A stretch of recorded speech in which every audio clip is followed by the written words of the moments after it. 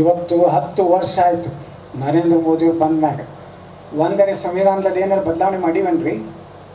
ಸುಮ್ಮನೆ ಬಬ್ಬಿ ಹಾಕ್ತಾರೆ, ನಾವು ಬದಲಾವಣೆ ಮಾಡ್ತಾರೆ, 400 ಬರ್ತದ್ರೆ ಹ್ಯಾಂಗೆ ಮಾಡ್ತಾರೆ. ನಮ್ಮ ಖರ್ಗೆ ಅಂತ ಸೀನಿಯರ್ ಮನುಷ್ಯ ಅವರು ಹೇಳ್ತಾರೆ, ಕಡೆಗೆ ಅವ್ರ ಬಾಯಿಲೇ ಬಂದ್ಬಿಡ್ತು ಮನೆ ರಾಜ್ಯಸಭಾದಾಗ. ಅದಕ್ಕೆ ಈ ಬಾರ್ ಇದು ಮಲ್ಲಿಕಾರ್ಜುನ್ ಖರ್ಗೆ ಹೇಳ್ಯಾರ, ಮತ್ತು ನೀವೇ ಕಡೆಗೆ ಒಟ್ಟು ಹಾಕ್ತೀರಪ್ಪ. ಅವ್ರು ಹೇಳ್ಯಾರ ಖರ್ಗಾರ್, ನಾನು ಹಳೆ ಇರಲಿ ಯಾರೇ ಇರಲಿ ನರೇಂದ್ರ ಮೋದಿ ಬಂದರೆ ದೇಶ ಉಳಿತದತ್ತು ಅಂತ ಮಲ್ಲಿಕಾರ್ಜುನ್ ಖರ್ಗೆ ಅವ್ರು ಹೇಳ್ಯಾರ. ಎಷ್ಟು ಒಳ್ಳೆಯವ್ರು ಇರ್ಬೇಕು ಅವ್ರ ಪಾಪ.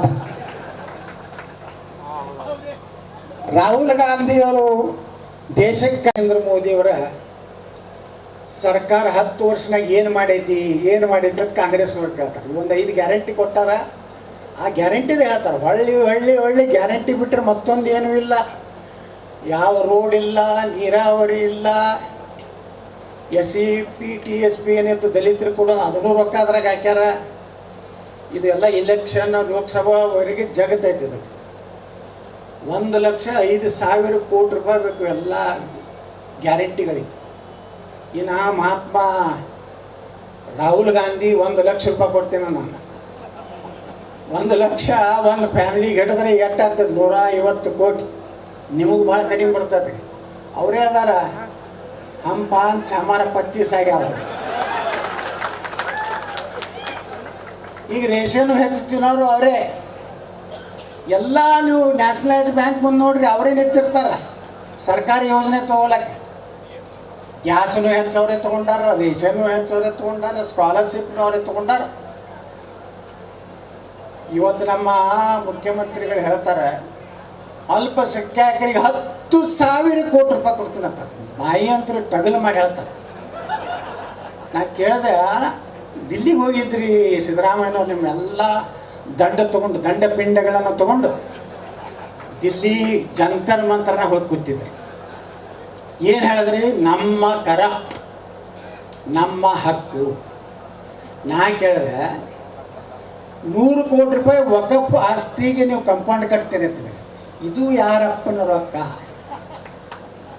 ನಾನು ಹೇಳಿದೆ, ನಮ್ಮ ದೇವಸ್ಥಾನಗಳಿಗೆ ಕೊಡುವಂಥ ನಮ್ಮ ಜನ ನಮ್ಮ ದೇವಸ್ಥಾನಗಳಿಗೆ ಯಾಕೆ ರೊಕ್ಕ ಕೊಡ್ತಾರೆ ಅಂದರೆ, ನಮ್ಮ ದೇವಸ್ಥಾನ ಅಭಿವೃದ್ಧಿ ಆಗಲಿ, ಅಲ್ಲಿ ಅನ್ನದಾಸೋಹ ನಡೀಲಿ, ನಮ್ಮ ಬಡ ಮಕ್ಕಳಿಗೆ ಒಳ್ಳೆಯ ಶಿಕ್ಷಣ ಕೊಡಲಿ ಅಂತೇಳಿ ಅಂಥ ದೇವಸ್ಥಾನ ಕೊಟ್ಟಂಥ ಹಣ ನೀವು 100 ಕೋಟಿ ವಕಫು ಕೊಡ್ತೀನಿ ಅಂತೀರಿ, 10,000 ಕೋಟಿ ರೂಪಾಯಿ ಅಭಿವೃದ್ಧಿ ಕೊಡ್ತೀನಿ ಅಂತೀರಿ. SC ST ಜನಾಂಗದ SCP TSP 11,000 ಕೋಟಿ ರೂಪಾಯಿ ನೀವು ಗ್ಯಾರಂಟಿಗೆ ಬಳಸ್ಕೊಂಡು ಅವ್ರ ಬಾಯಿಗೂ ಮಣ್ಣು ಹಾಕಿರಿ. ಈ ರೀತಿ ಇವತ್ತು ನೋಡ್ರಿ, ವಕಫ್ ಆಸ್ತಿ ಕಲಬುರಗಿ ಒಳಗೂ ವಕಫ್ ಐತಿ, ಬಿಜಾಪುರನಾಗೂ ಐತಿ. ಒಂದೇ ಒಂದು ಸಣ್ಣ ಗೋರಿ ಇತ್ತಂದ್ರೆ ಆ ಸರ್ವೆ ನಂಬರ್ ಇರ್ತದಲ್ಲ, ಅದು ವಕಫ್. ಒಂದು ಗೋರಿ ಯಾವ್ದ್ರಾಗ ಯಾವ ಸುಳ್ಮಗನ್ನ ಹಾಕಿ ಮುಚ್ಚಿರ್ತಾರೋ ಅವಾಗ ಆದಿಲ್ ಸೇನ ಕಾಲಿಗೆ ಯಾರು ಮುಚ್ಚಾರ ಗೊತ್ತಿಲ್ಲ. ಅವ ಯಾವ ಲಫಂಗ್ ಇದ್ದೋ ಬದ್ಮಾಸ್ ಇತ್ತೋ ಏನೋ ಅಂತ ಅದಕ್ಕೊಂದು ಹಸಿರು ಚಾದರ ಹಾಕ್ತಾರೆ, ಸುಣ್ಣ ಹೊಡಿತಾರೆ, ಒಂದು ಹಸಿರು ಜೆಂಡ ಕಟ್ತಾರೆ. ಚಾಲು ಇಲ್ಲ ಮುಂದೆಲ್ಲ ಹಿಂದಿಲ್ಲ ಎಂದೂ ಇಲ್ಲ.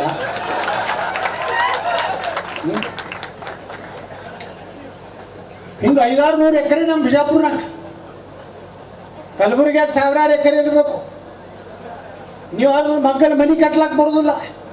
ESI ಅದೊಂದು ದಲಿತ ಡಿಪಾರ್ಟ್ಮೆಂಟ್, ಅದು ESI. ಒಂದು ಏನಾರು ಅವ್ರು ಮನೆ ಮಾಡಿಸತ್ತಂದ್ರೆ ಮುಗೀತು. 100 ಮೀಟ್ರ್ದಾಗ ಅಲ್ಲೇನು ಕಟ್ಟಬೇಡ್ರಿ, ಫಸ್ಟ್ ಫ್ಲೋರ್ ಕಟ್ಟಬೇಡ್ರಿ. ನಿಮ್ಗೆ ಆಶ್ಚರ್ಯ ಅನ್ನಿಸ್ತದೆ. ಮೊನ್ನೆ ಸುಪ್ರೀಂ ಕೋರ್ಟ್ನಾಗ ಒಬ್ಬರು ವಕೀಲರು ಹೇಳ್ತಾ ಇದ್ರು, ಒಬ್ಬರು ಸುಪ್ರೀಂ ಕೋರ್ಟ್ ವಕೀಲರು, ಈ ದೇಶನಾಗ 18 ಲಕ್ಷ ಎಕರೆ ನಮ್ಮ ಭಾರತೀಯ ಸೈನ್ಯದ ಆಸ್ತಿ ಇದೆ, 15 ಲಕ್ಷ ಎಕರೆ ಭಾರತೀಯ ರೈಲ್ವೇದಿದೆ. ಇಡೀ ಜಗತ್ತಿನಾಗ ಇಸ್ಲಾಂ ಕಂಟ್ರಿ ಒಳಗೆ ಸಹಿತ ಇಷ್ಟು ಜಮೀನಿಲ್ಲ. ಹಿಂದೂಸ್ತಾನದಾಗಿದ್ದಟ್ಟು 12 ಲಕ್ಷ ಎಕರೆ ಹೊತ್ತು ವಕಫ್ ಬೋರ್ಡಿನ ಆಸ್ತಿ ಇದೆ ಈ ದೇಶನಾಗ.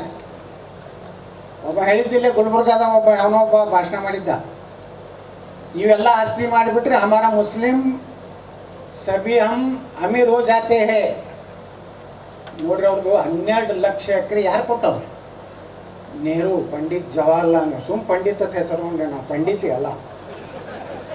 ಅವು ಯಾವ ಹುಟ್ಟ್ಯಾವೋ ಯಾರದಾರ ಎಲ್ಲ ಮಿಕ್ಸ್ಡ್ ವೆಜಿಟೇಬಲ್ ಅಂತ ತಿಂತೀವಿಲ್ಲ ನಾವು ಹೋಟೆಲ್ದಾಗ. ಹಂಗೆ ಅದಾವ. ಒಂದು ರಾಹುಲ್ ಗಾಂಧಿ ಯಾವುದು ಗೊತ್ತಿಲ್ಲ, ಪ್ರಿಯಾಂಕಾ ವಾಡ್ರಾ ಯಾವುದು ಗೊತ್ತಿಲ್ಲ, ರಾಬರ್ಟ್ ವಾಡ್ರಾ ಯಾವುದು ಗೊತ್ತಿಲ್ಲ, ಇಂದಿರಾ ಗಾಂಧಿ ಗಂಡ ಯಾರು ಗೊತ್ತಿಲ್ಲ, ಮೋತಿಲಾಲ್ ನೆಹರು ಅಂತಲ್ಲ, ಮೋತಿ ಖಾನ್ ನೆಹರು ಅಂತ ಅದಕ್ಕತ್ತಾರ. ಇದು ಇವರು ದೇಶವನ್ನ ಹೆಂಗೆ ಹಾಳು ಮಾಡಿದ್ರು ಅಂದರೆ, ಭಾರತ ಪಾಕಿಸ್ತಾನದ ಏನು ಬಟವಾರ ಆಯ್ತಲ್ಲ, ಏನು ನಮ್ಮ ವಿಭಜನೆ ಆಗಾಗ ಮುಸ್ಲಿಮ್ ಕೆಲವೊಂದು ಏನು ಇಲ್ಲಿದ್ದಂತ ಪಾಕಿಸ್ತಾನಕ್ಕೆ ಹೋದ್ರಲ್ಲ, ಅದನ್ನು ಸೇರಿಸಿದ್ರು ವಕಫ್. ನ್ಯಾಯ ಹಿರೇಮಠ ಹುಬ್ಳ್ಯಾಗ ಆಗೈತೆ ಬಿಡು ಅಂತೇಳಿ ನೀವು ಗುಲ್ಬರ್ಗದಾರ ಮಕ್ಕೊಂಡ್ರೆ ಅಂದ್ರೆ ನಿಮ್ಮ ಮನ್ಯಾಗೂ ನಮ್ಮ ನ್ಯಾಯ ಹಿರೇಮಠನ ಪ್ರಕರಣ ಆಗೋದೇ. ನಿಮ್ಮ ಕಾಲನಿ ಒಳಗೆ ಅವ್ರು ಯಾರು ಬರ್ತಾರಲ್ಲ, ಮೋಟ್ರ್ ಸೈಕಲ್ ತೊಗೊಂಡು ಒಂದು 50 ರೂಪಾಯಿದು ಕಾಗಲ್ ಹಾಕ್ಕೊಂಡು ಆ ಸೊಳ್ಳೆ ಮಕ್ಳು ಹಿಂಗೆ ಅಡ್ಡಾಡೋದು ಭಾಳ ರೀ. ಬಿಜಾಪುರ್ನಾಗ ಹಂಗೆ ಇತ್ತು. ಅವು ಬಂದೊಂದು 4 ಕಾಲು ಹೋದ್ರೆ ದಡ ಓಡ್ತಾವೆ. ನಾ ಒಟ್ಟಿಗ್ನಾಗ ಹಂಗೆ ಮಾಡ್ತೇನೆ. ನಮ್ಮ ಮಂದಿಗೆ ಹೇಳಿದೆ, ನೀವೆಲ್ಲರೇ 11ಕ್ಕೆ ಹೋದ್ರಾಯ್ತು, ಏನು ಬಿಸಿಲು too much hot is they, hi ma'am ಅಂಥೇಳಿ ನೀವು ಎಲ್ಲ ಮಜಾ ಮಾಡ್ಕೊಂಡು ಮಕ್ಕೊಂಡ್ರಿ ಅಂದರೆ. ನಮ್ಮಲ್ಲಿ ಹಂಗಿಲ್ಲ. ನಮ್ಮಲ್ಲಿ ಎಲ್ಲ ಎಕ್ಸ್ಟೆನ್ಷನ್ ರಿಟೈರ್ಡ್ ಮಂದಿ ಬ್ಯಾಂಕರ್ಸ್ ಕಾಲನಿ, ನಮ್ಮಲ್ಲಿ ಬ್ಯಾಂಕರ್ಸ್ ಕಾಲನಿ ಐತಿ, ನಮ್ಮಲ್ಲಿ ಸ್ಟೇಟ್ ಬ್ಯಾಂಕ್ ಕಾಲನಿ ಐತಿ. ಎಲ್ಲರೂ ಮುಂಜಾನೆ 6:30 ಜಳಕ ಮಾಡಿರೋದಿಲ್ಲ ಅವ್ರು ಯಾರು, ಸೀದಾ ಎಲ್ಲಿಗೆ ಹೋಗ್ತಾರೆ, ಪೂಲಿಂಗ್ ಬೂತೆ. ಹಂಗೆ ಮಾಡಿಬಿಟ್ಟಿನಿ, ಅವ್ರಿಗೆ ತೋರಿಸ್ಬಿಟ್ಟಿನಿ. ಆಕಳ ಕರಿಗೆ ಹಿಂಗೆ ಬಿಚ್ಚಿಕೊಂಡು ಸೀದಾ ಮಲಿಗೆ ಹಂಗೆ ಹೋಗ್ತೈತಲ್ಲ, ವೋಟಿಂಗ್ ಇದು ಸೀದಾ ಅವರು ಬೂತಿಗೆ ಹೋಗ್ಬೇಕು. ನಾ 7ಕ್ಕೆ ಹೋದೆ ನಾನು ಮತಕ್ಷೇತ್ರದಾಗ. ಏನೋ ಬಂದಿರ್ಲಿಕ್ಕಿಲ್ಲ, ಎಟ್ಟು ಬೈದರು ನಮ್ಮ ಮಂದಿ. ಸ್ವಲ್ಪ ನಾ ಬೈತೀನಿ ಅತ್ತಾರ ನಮ್ಮ ಮಂದಿಗೆ. ಅದು ಗೌಡ ಬೈದ್ರೆ ಚಲೋ ಇಲ್ಲ ತತ್ತಾರ.